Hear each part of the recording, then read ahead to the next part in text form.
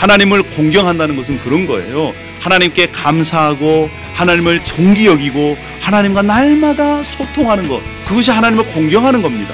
원리가 똑같아요. 부모를 공경하는 것도 부모에게 감사하고 또 존귀하게 여기고 소통하는 것, 이것이 바로 이 땅에서 하늘의 복을 누릴 수 있는 그러한 기회입니다. 여러분,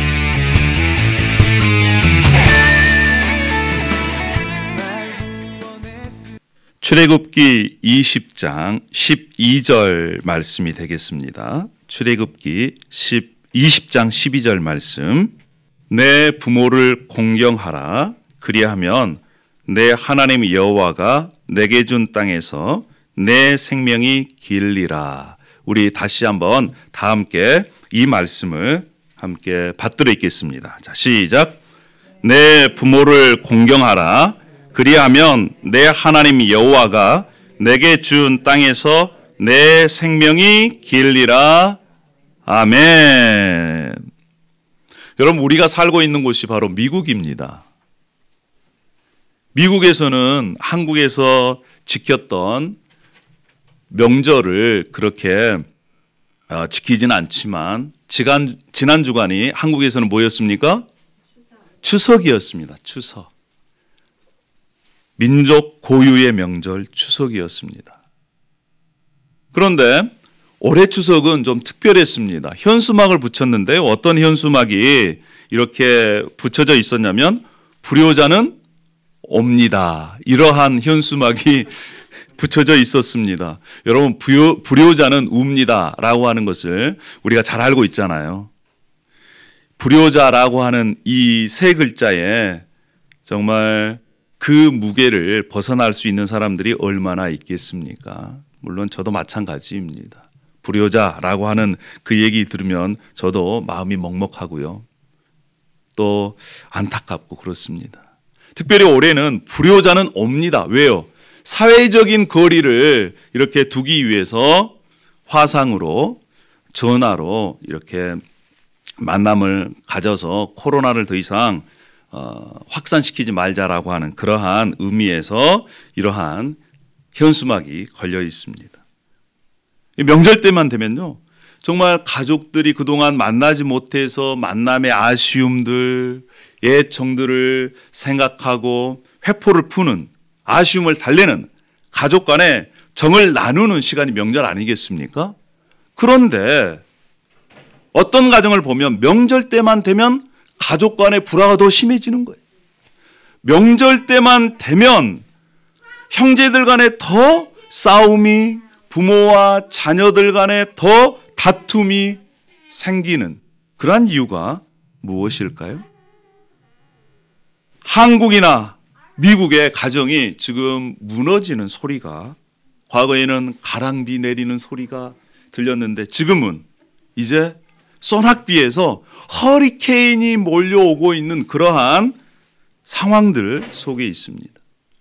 하나님께서 가정을 지키고 화목하게 하고 또한 하나님의 복을 이 땅에서 누릴 수 있는 은혜의 통로로 우리들에게 이 10계명을 허락해 주셨습니다. 이 10계명을 현대적으로 우리가 잘 알고 실천할 때에 하늘의 복을 누릴 수가 있는 것이지요. 오늘 우리는 하나님의 말씀으로 허물어져가는 개인, 가정뿐만 아니라 나라와 국가, 법에 대한 권위가 회복되어지기를 원합니다. 특히 가정에서 하나님께서 가정은요, 이 땅에 하나님께서 은혜로 주시는 은혜의 선물입니다. 오늘은 이제 10계명을 함께 나누는 중에 5번째 계명을 함께 나누도록 하겠습니다. 다섯 번째 계명. 하나님께서 주신 권위의 순종함을 통해서 하늘의 복을 누리시는 저와 여러분이 되기를 축원합니다. 할렐루야. 여러분, 5번째 계명은요, 10계명 중에 인간 관계에 있어서 첫 번째 계명입니다. 첫 번째 계명에서 네 번째 계명은 하나님에 관련된 계명이랍니다. 그래서 하나님을 사랑하는 그러한 말씀이라면 이제 5번째에서 10번째는 인간관계에 있어서 이웃을 내 몸같이 사랑하라 라고 하는 말씀의 첫 번째가 내 부모를 공경하라는 것입니다. 네 번째도 긍정문이고 5번째도 긍정문입니다. 네 번째는 무엇입니까? 안식일을 기억하여 거룩하게 지키라. 5번째는 내 부모를 공경하라. 같은 긍정문을 통해서 서로 연결되어 있습니다. 그 얘기는 무슨 얘기입니까? 하나님을 향한 사랑이 이 네 번째와 5번째를 통해서 연결되어서 5번째 계명을 잘 지키는 것이 하나님을 사랑하는 표시라는 거예요. 성경에는요, 특별히 부모를 경시하지 말아라, 무시하지 말아라. 그러면 어떤 결과가 있다라고 하는 것을 강조하면서 말씀하고 있습니다. 잠언 23장 22절에 이렇게 말씀하고 있습니다. 너는 너를 낳는 아비에게 청종하고 내 늙은 어미를 경히 여기지 말라 라고 말씀합니다. 또 신명기 27장 16절에는요, 그의 부모를 경홀히 여기는 자는 저주를 받을 것이다.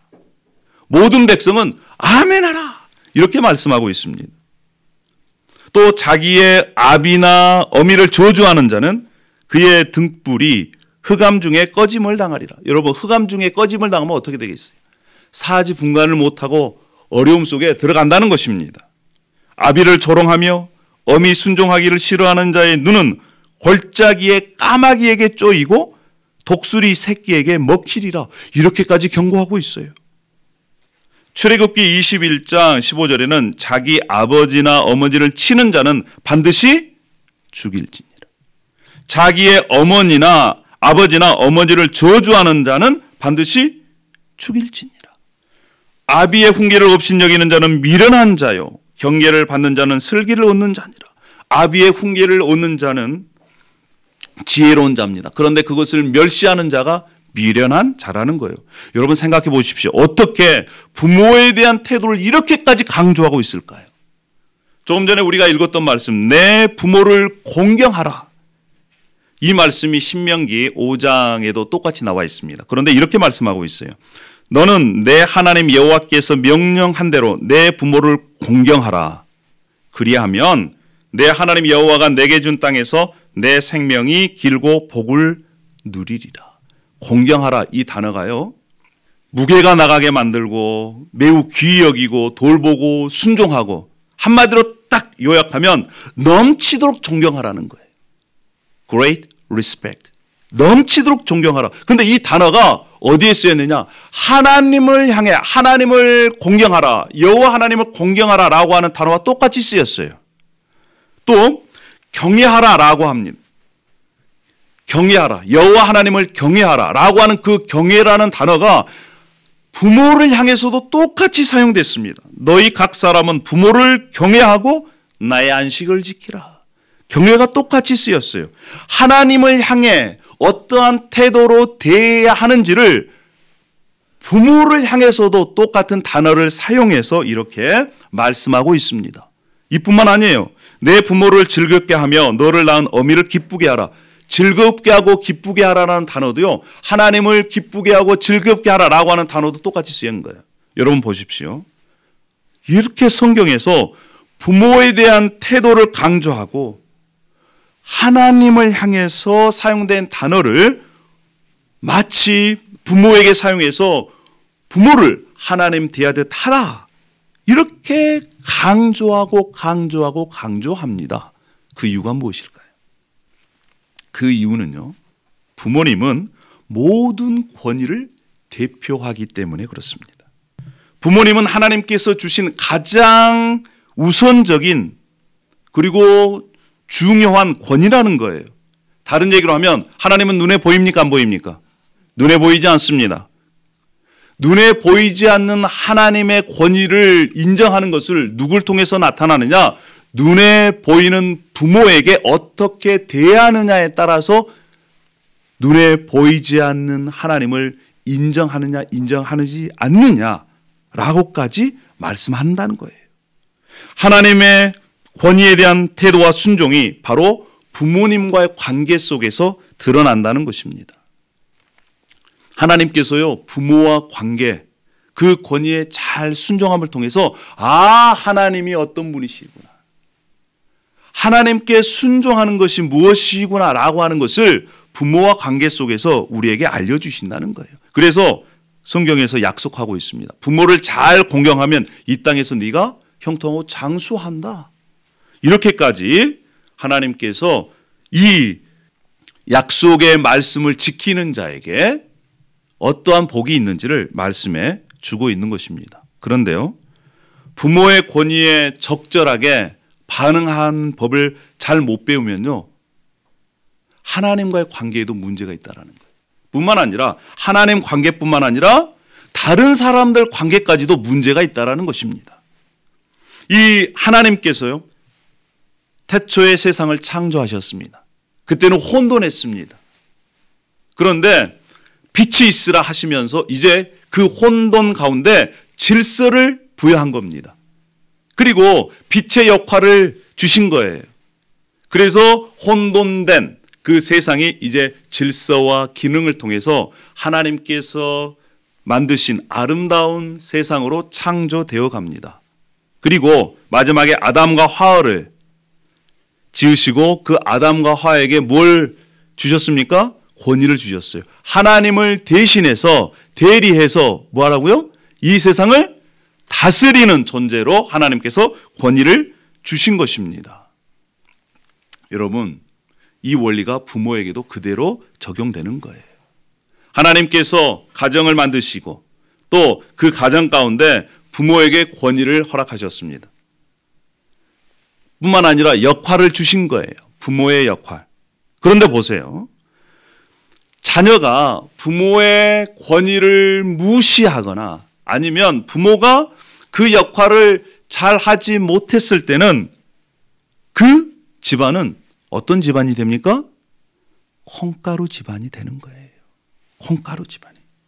그런데 이러한 것은요, 제대로 가정에서 부모의 권위를 인정하지 못하거나 부모들이 제대로 역할하지 못하는 것을 봤을 때 이제 그 사람이 자라서 사회생활에서도 부정적인 그러한 문제들이 발생된다는 것입니다. 하나님께서 부모에게 주신 권위를 인정하고 순종할 때 하나님께서 허락하신 그 복을 누릴 수 있다는 거예요. 여러분, 그러면 예수님께서 이 땅에 사시는 동안 어떻게 사셨을까요? 예수님의 어린 시절, 성경에는 그렇게 많이 기록되어 있지 않습니다. 누가복음에는요, 이제 12살 때 예수님께서 예루살렘으로 가십니다. 그래서 유월절을 지키셨어요.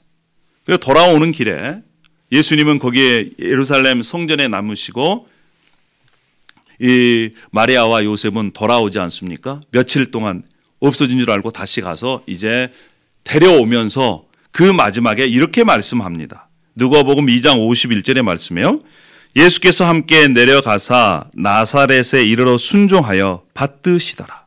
그 어머니는 이 모든 말을 마음에 두니라. 나사렛에 이제 이르러서 부모에게 순종하며 받드시는 삶을 살았습니다. 여러분 생각해 보세요. 하나님이신 예수 그리스도께서 이 땅에 오셨습니다. 육신의 어머니인 마리아 또 요셉이 완벽한 사람이에요? 완전한 사람이에요? 아니에요. 그럼에도 불구하고 순종하며 받드는 그런 삶을 살았습니다. 그래서 성경에는 이렇게 예수님의 어린 시절을 표현해 주고 있습니다. 예수는 지혜와 키가 자라가며 하나님과 사람에게 더욱 사랑스러워 가시더라. 육신의 부모를 순종함으로 받드는 모습으로 하나님과 사람에게 사랑스러워 가시는 그러한 장면이 누가복음 2장에 기록되어 있다는 거예요. 이제 세월이 흘렀습니다. 예수님께서 십자가에 달리시면서 사랑하는 제자에게 어머니를 부탁합니다. 끝까지 육신의 어머니를 부탁해요. 이제 내 어머니라. 그래서 그 다음부터는 어떻게 합니까? 그 사랑하는 제자가 이 마리아를 어머니처럼 모십니다. 여러분, 그런데 여기에서 한 가지 예수님께서 어떻게, 무엇 때문에 십자가에 달리셨을까요? 왜 달리셨습니까? 그건 죄 때문에 그런 거예요. 어떤 죄입니까? 인간이 하나님의 권위를 무시하고 하나님을 인정하지 않고 자신이 하나님처럼 되고자 하는 그 죄 때문에 예수님께서 이 우리를 위해 십자가에 달리셔서 죽으실 것입니다. 예수님은 끝까지 하나님의 뜻을 받들어 행하셨습니다. 죽기까지 하나님의 말씀에 순종한 예수님, 여러분 생각해 보십시오. 그 예수님의 영이 이제 우리에게 말씀하고 있습니다. 이미 예수 그리스도, 우리를 위해서 십자가에 죽으신 예수 그리스도 영이 우리 안에 들어와 계십니다. 여러분 믿으십니까? 그 영을 통해서 쓰여진 이 성경이 우리에게 말씀하고 있어요. 에베소서 6장 1절 말씀, 이렇게 말씀합니다. 자녀들아, 주 안에서 너희 부모에게 순종하라. 이것이 옳으니라. 내 아버지와 어머니를 공경하라. 이것은 약속이 있는 첫 계명이니 이로써 내가 잘되고 땅에서 장수하리라. 여러분, 부모의 자격을 고려해서 공경할 것인지 아닐 것인지 결정하는 것이 아니라 하나님께서 부모에게 주신 그 권위를, 하나님의 권위를 인정하는 믿음으로 인정하고 공경하라는 것입니다. 그러면 어떤 복이 있습니까? 영원히 잘 돼요. 영원히 잘 되는 거예요. 특별히 이 약속의 말씀, 내가 잘되고 땅에서 장수하리라. 여러분, 권위에 대해 인정을 하면요, 이 땅에서 오래 살 확률이 훨씬 많습니다. 국가에 대한 권위를 인정하면 그 사람은 법을 잘 지킬까요? 안 지킬까요? 잘 지켜요. 그래서 속도 위반 잘 할까요? 안 할까요? 잘 안 합니다. 마약 잘 먹을까요? 안 먹을까요? 잘 안 먹어요. 여러분, 권위에 대한 순종이요, 우리가 이 땅에 살 때 오래 살 확률을 높이는 거예요. 할렐루야. 하나님께서 주신 권위를 인정할 때 순종하면요, 하나님의 복을 이 땅에서 경험할 수 있고 하나님의 보호를 받을 수 있다라는 것입니다. 여러분, 그러면 보십시오. 우리가 하나님께서 주신 이 10계명 중에 5번째 계명, 내 부모를 공경하라, 이 말씀을 어떻게 우리가 현대적으로 적용할 수 있을까요? 어떻게 하면 하나님께서 주신 복을 이 땅에서 누릴 수 있겠습니까? 이 말씀은요, 단순히 자녀들에게만 주신 말씀인가요? 아닙니다. 여러분, 우리는요, 누군가에는 자녀고요, 누군가에는 부모입니다. 우리는 부모가 없이는 이 땅에 태어날 수가 없습니다. 뿐만 아니라 우리가 설령 결혼하지 않았다 하더라도 이제 영적인 자녀가 있습니다. 전도에서 예수를 믿고 낳으면 그 사람의 영적인 부모가 되는 것입니다. 또 자신의 몸이 아파서 낳지 못한다 할지라도 마음으로 난 아이들이 있어요. 여러분, 우리는 누군가에는 부모고요, 누군가에는 자녀입니다. 그래서 내 부모를 공경하라, 이 말씀을 우리가 받아들일 때 먼저 부모들에게 고합니다. 이 말씀은 단순히 자녀들에게만 하신 말씀이 아니에요. 부모들에게 무엇을 말씀하시느냐? 부모들은요, 자녀들이 본을 받을 수 있는 부모가 되라는 거예요. 부모는요, 자녀들이 가장 큰 영향을 받는 존재들입니다. 나쁜 것도요, 제일 먼저 누구로부터 배워요? 부모님으로부터 배워요. 좋은 것도요, 부모님으로부터 배운다니까요. 가장 영향력을 받은 사람을 누구로 뽑느냐? 심리학자들도 부모라는 거예요. 이미 6세 이전에 그 사람의 성격, 인간성, 행동, 유형, 다른 사람들과 관계하는 그러한 이 스타일이 6세 이전에 이렇게 형성된다는 것입니다. 부모님이 얼마나 중요한지 몰라요. 무신론자가 있었습니다. 이름은 맥스 주크스라는 사람이에요. 이 사람은 신앙이 없었습니다. 그냥 자기 마음대로 사는 사람이었어요. 이 사람이 불신자 아내를 만났습니다. 허랑방탕하게 둘이 살았어요. 한 학자가요, 조사를 해봤어요. 이 사람의 후손들이 어떻게 살았는지를. 그랬더니 이러한 결과가 나왔습니다. 거지로 죽은 사람이 310명, 범죄자 150명, 살인자 7명, 술고래 100명, 여자, 후손 중에 여자들은 절반 이상이 매춘부. 그런데 그 사람의 똑같은 시대에 살았던 조나단 에드워드라는 이분은 목사님이셨습니다. 그분의 가정을 조사해 봤어요. 경건한 여자와 결혼했습니다.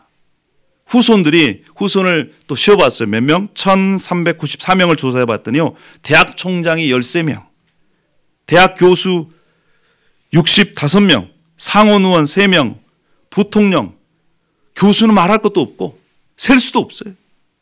외교관. 여러분, 부모가 어떻게 사느냐에 따라서 자녀들의 인생이 바뀌어진다는 겁니다. 부모가요, 법을 잘 지키는 부모면 아이들은 그렇게 성장할 가능성이 많다라는 거예요. 부모가 알코올 중독이면 아이들이 알코올 중독에 걸릴 확률이 몇십 배가 된다는 것입니다. 마약 중독도 마찬가지예요. 가정폭력도 마찬가지입니다. 부모에게 좋은 것도 배우지만 부모에게 나쁜 것도 배우는 거예요. 우리 자녀들이 부모의 실패를 따라갈 가능성이 많다는 것입니다. 여러분, 그래서요, 우리가 자녀들에게 존경받을 만한 부모가 돼야 되지 않겠습니까? 부모들이 집에서나 가정에서나 성실하게 근면하게 사는 모습을 보여줘야 됩니다. 뿐만 아니라 우리들도 윗세대들을 존경하고 공경하는 모습을 우리 다음 세대들에게 보여줘야 그들도 그렇게 할 거 아니겠어요? 이런 얘기를 들으면 나는 이미 늦었구나. 아니에요. 그래서 예수님이 복음이라는 것입니다. 그래서 예수 그리스도 그분만 계신다면 우리가 새로운 인생을 살아갈 수 있다라는 거예요. 할렐루야. 그런즉 누구든지 그리스도 안에 있으면 새로운 피조물이라. 이전 것은 지나갔으니 보라 새 것이 되었도다. 할렐루야. 이것이 복음이에요. 할렐루야. 이것을 깨닫고 비록 그동안 살아왔던 것이 어떻든 간에 이제 우리가 새롭게 시작할 수 있는 것입니다. 내가 그리스도와 함께 십자가에 못 박혔나니 이제는 내가 산 것이 아니요 내 안에 그리스도께서 사신 것이라. 이제 내가 육체 가운데 사는 것은 나를 사랑하사 나를 위하여 자신을 버리신 하나님의 아들을 믿는 믿음 안에서 사는 것이라. 이번 주 이거 암송 구절 아니겠습니까? 여러분, 우리는 새롭게 시작할 수 있어요. 할렐루야. 과거에 많이 망가진 사람은요, 조금만 변해도 금방 변화가 확 드러나는 것입니다. 우리가 조금씩 이제부터는 우리 육신의 생명이 살아있을 동안 조금씩 예수 그리스도를 닮아가는 변화를 함께 경험했으면 좋겠어요. 할렐루야.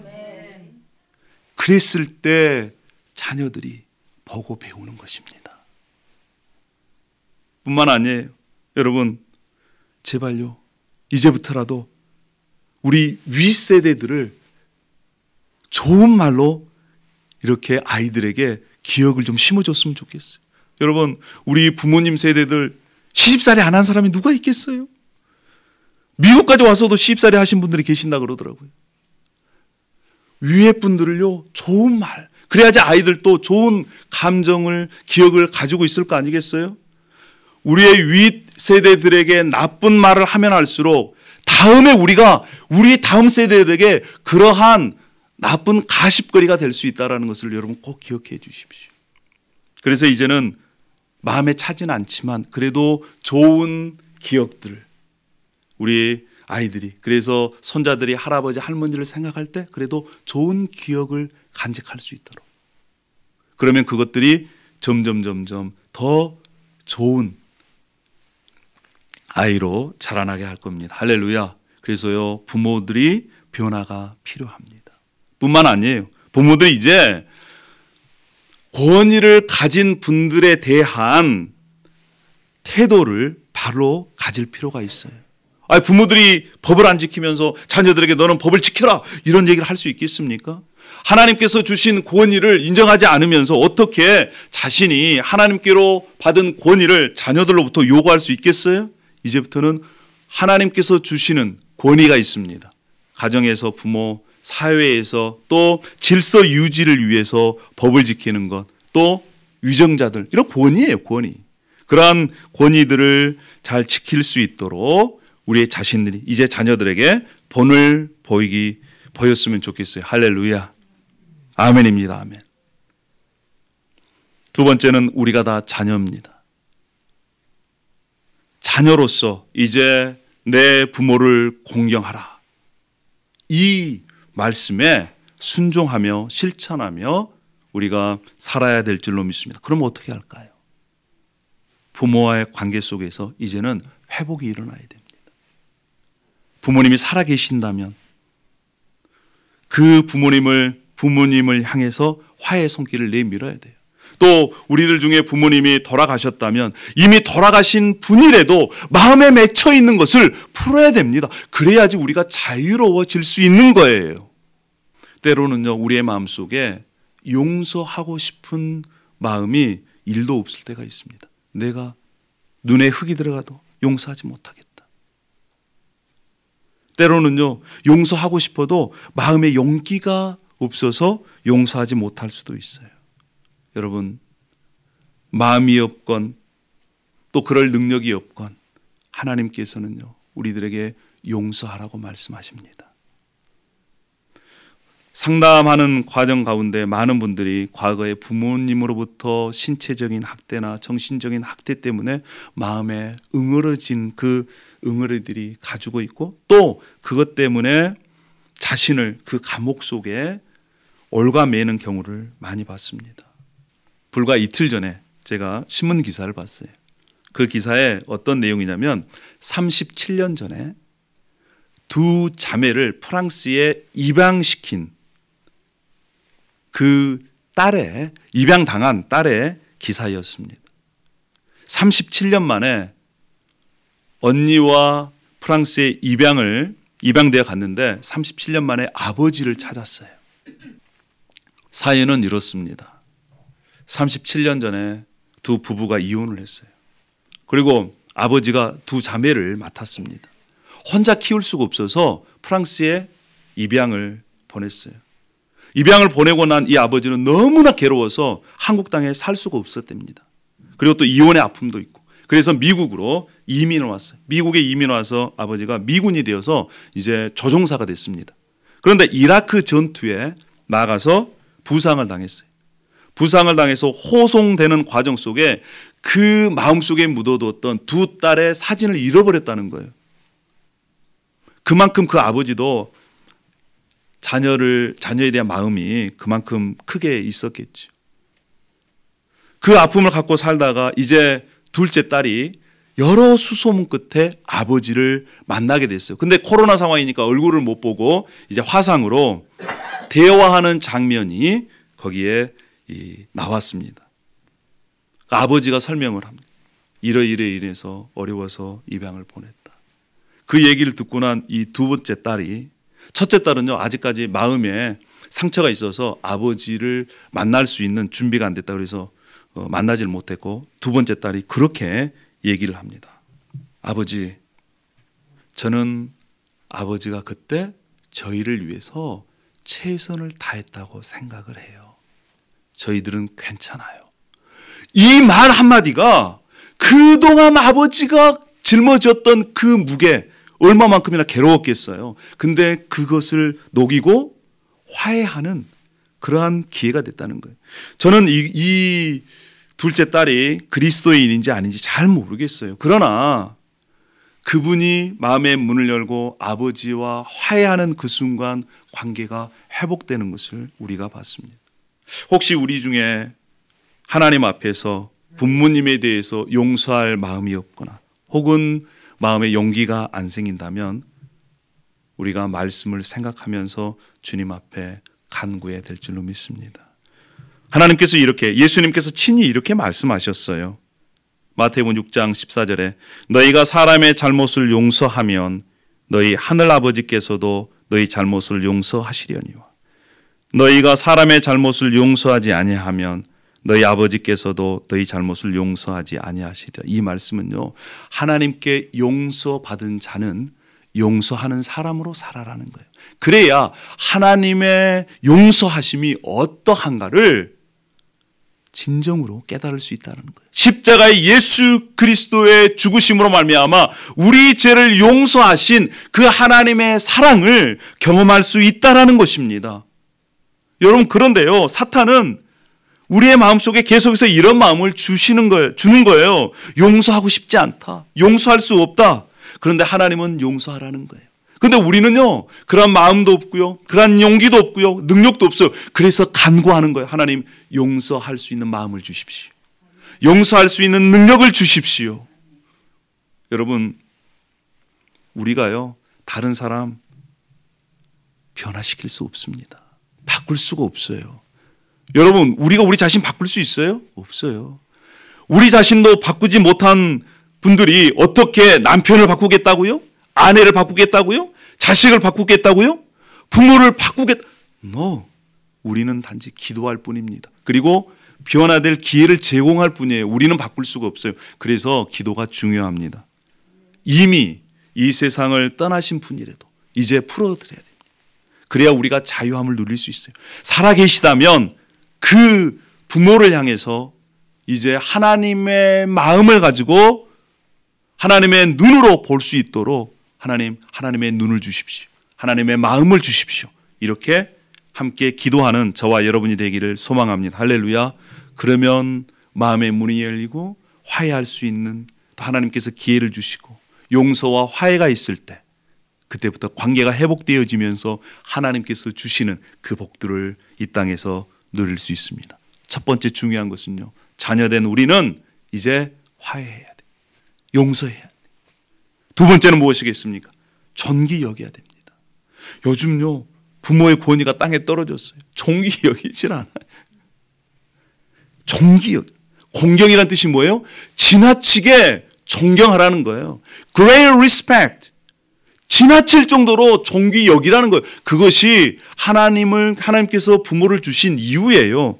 우리는 잘 알 수 없어요. 왜 나에게 이런 부모님을 주셨는지 우린 잘 몰라요. 그럼에도 불구하고 확실한 것은 하나님께서 우리에게 그러한 부모님을 주신 이유와 계획이 있으셨다라고 하는 것을 확신하고 존귀 여기셔야 합니다. 부모님이라는 그 이름만으로도 존귀 받을 만한 자격이 있어요. 우리가 알지 못하는 상황 속에서, 환경 속에서 얼마만큼이나 눈물을 흘리셨는지 몰라요. 추석이 되니까 한국에 있는 지인으로부터 이렇게 시를 하나 제가 받았어요. 여러 가지 그러한 그 시들이 있었는데, 우리 어머니는 엄마가 보고 싶지 않은 줄 알았습니다. 이렇게 시작되는 시예요. 이게 뭐지? 읽어봤어요. 그랬더니 어머니와 아버지에 관련된 그 시인데, 그 시 문구 중에 이러한 문구가 제 마음속에 이렇게 확 다가왔습니다. 나, 당신의 자식이었을 때 미처 몰랐습니다. 당신은 부모님을 얘기해야죠.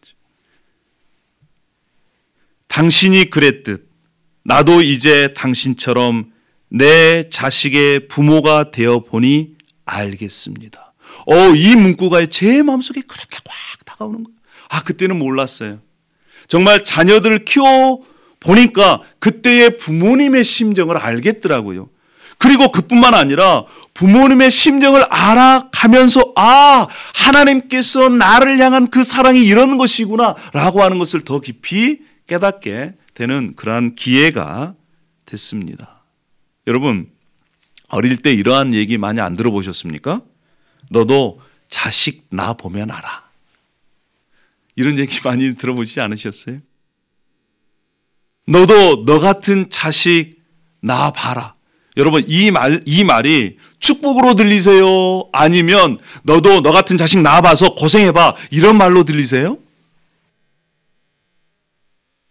우리가 부모가 되어 보니까 부모님의 마음을 알겠더라고요. 여러분, 부모님이 살아계시든 아니면 이미 이 세상에 떠났든 우리의 기억 속에 이제는 부모님을 존귀 여기는 저와 여러분이 되기를 소망합니다. 할렐루야. 아멘입니다. 아멘입니다. 그리고 마지막 세 번째는요, 이제부터 우리가 친밀한 관계를 가질 수 있도록 노력했으면 좋겠어요. 만약에 부모님이 살아계시다면 이제부터라도 더 친밀한 관계 가질 수 있도록 더 소통하고요, 전화도 자주 하고, 요즘은 이제 페이스톡, 카카오톡으로도 언제든 얼굴 볼 수 있잖아요. 그래서 자주 얘기하고 찾아뵐 수 없는 그런 상황이라면 자주 전화하고, 또 부모님이 제일 좋아하시는 게 뭡니까? 여러분 다 부모님이시니까. 자녀들이 뭘 주는 것을 제일 좋아해요? 요즘? 네, 여러분 각자의 상상에 맡기겠습니다. 부모님이 제일 좋아하는 건 여러분 선물로도 드리시고 그랬으면 좋겠어요. 할렐루야. 말씀을 정리하겠습니다. 여러분, 우리가 이 땅에 살아갈 때 하나님께서 주신 권위에 대한 훈련이 필요합니다. 부모님, 하나님께서 하나님을 대신해서 우리에게 주셨습니다. 부모된 우리는요, 하나님께서 주신 그 권위를 가지고 이제 자녀들에게 본을 보이는 삶을 살아야 할 이유와 필요와 특권이 있습니다. 뿐만 아니라 또 우리는 누군가의 또 자녀들입니다. 부모님과 화해하고 용서하고, 그리고 또 부모님을 극진하게 존귀하게 생각하고 여기고 또 자주 만나는 것, 이것이요 하나님과 원리하고 똑같습니다. 하나님을 존귀하게 여기는 것, 하나님을 공경한다는 것은 그런 거예요. 하나님께 감사하고 하나님을 존귀 여기고 하나님과 날마다 소통하는 것, 그것이 하나님을 공경하는 겁니다. 원리가 똑같아요. 부모를 공경하는 것도 부모에게 감사하고 또 존귀하게 여기고 소통하는 것, 이것이 바로 이 땅에서 하늘의 복을 누릴 수 있는 그러한 기회입니다. 여러분, 어려운 시기지 않습니까? 코로나19 때문에 여러 가지 어렵습니다. 그럼에도 불구하고 우리가 하나님께서 주신 권위의 순종함을 통해서 하늘의 복을 이 땅에 누리고, 그리고 하나님을 높이는 저와 여러분이 되기를 소망합니다. 할렐루야. 기도하겠습니다. 할렐루야. 아버지 하나님, 은혜와 사랑을 감사합니다. 오늘 5번째 계명을 통해서 내 부모를 공경하라. 그렇습니다. 특별히 하나님께서 왜 이 말씀을 하나님의 백성들에게 허락하셨을까요? 그리고 여전히 이 말씀이 우리에게 주어진 이유가 무엇일까요? 그것은 하나님께서 이 땅 가운데 뿐만 아니라 영원한 그 하나님의 나라에 하나님의 복을 누리기 위한 하나님의 은혜의 통로인 줄로 믿습니다. 아버지 하나님, 이 세상 많은 가정들이 무너져가고 있습니다. 부모는 부모로서 제 역할을 못하고 본을 보여주지 못하고, 또 자녀는 부모들의 권위를 무시하고, 그래서 가정이 어우러지고 깨지고 어려운 상황 속에 있지만, 우리가 이 말씀을 부여잡고 이제 오늘부터 시작하기를 원합니다. 그래서 자녀들이 내 모습을 어떻게 보고 있으며 어떻게 닮아갈 것인가를 생각하고 이제 우리의 말이나 행동을 예수 그리스도를 닮는 쪽으로 변화시켜 나갈 수 있도록 저희들에게 은혜를 주시고 결단할 수 있는 용기도 허락하여 주시옵소서. 뿐만 아니라 우리가 이제 하나님께서 주신 그 권위를 인정하고 순종하고, 부모뿐만 아니라 사회 질서를 위한 하나님의 그 계획하심을 보고 법에도 우리가 하나님의 뜻에 벗어나지 않는다면, 그리고 이 사회의 질서를 유지하는 것이라면 우리가 순종하며 하나님을 높일 수 있도록 인도하여 주시옵소서. 감사와 찬양을 올려드리며 예수님의 이름으로 기도 올려옵나이다. 아멘.